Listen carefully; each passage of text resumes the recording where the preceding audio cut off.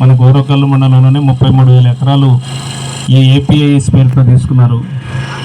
Ispat Jaira steel plant కానీ పరిశ్రమ కానీ, లేకుంటే సోలార్ పరిశ్రమ కానీ, రక్షణ పరిశోధన కేంద్రం కానీ, ఇట్లాంటి పరిశ్రమలు కూడా భూములు కోల్పోయినటువంటి వాళ్ళు ఉన్నారు.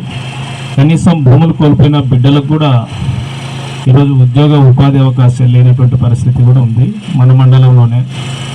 అంటే మరి వీళ్ళందరి కోసం శ్రమించి కష్టపడి ఉపాధి అవకాశాలు కల్పించాలని చెప్పేసి ఈరోజు అట్లనే ఇక మీదటనైనా అట్లా మరి అవకాశం ఉంటే మీరు ఆ ప్రయత్నం చేయండి అని చెప్పేసి మీకు మనవి చేస్తున్నాం. కాబట్టి బయటిని ప్రాంతాల నుంచి వచ్చినటువంటి వాళ్ళ యొక్క ఎవరైతే ఉన్నారో వాళ్ళ యొక్క విజ్ఞాపనను కానీ చాలామంది లెటర్ హెడ్స్ పైన తీసుకొచ్చేస్తాం. మా దగ్గర లెటర్ హెడ్స్ లేవు అయినా మేము ఈ మౌఖికంగా మీకు తెలియజేస్తున్నాము.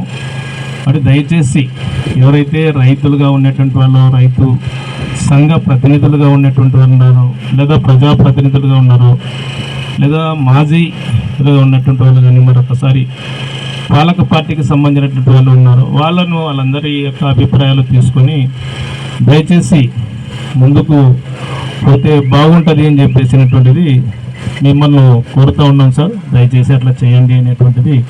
దయచేసి ఆ రకంగా పరిశ్రమకు అనుమతులు ఇవ్వాల్సింది వస్తే మీరు ఏ కండిషన్స్ పైన మీరు ఇస్తారో ప్రజలకు కూడా తెలియజేయాలి. లేదు ఈ పరిశ్రమకు మేము అనుమతులు ఇవ్వం ఈ కండిషన్స్ పైన అని అంటారు, అదేనా మీరు స్పష్టత చేస్తే బాగుంటుంది అనేటువంటిది మరొక్కసారి మీ అందరికీ సార్, ఆర్డీఓ సార్ గారికి, లేకుంటే ఎంఆర్ఓ సార్ గారికి, రీజనల్ సార్ గారికి తెలియజేస్తూ ఒకసారి ధన్యవాదాలు సార్. నమస్కారం. ఇప్పుడు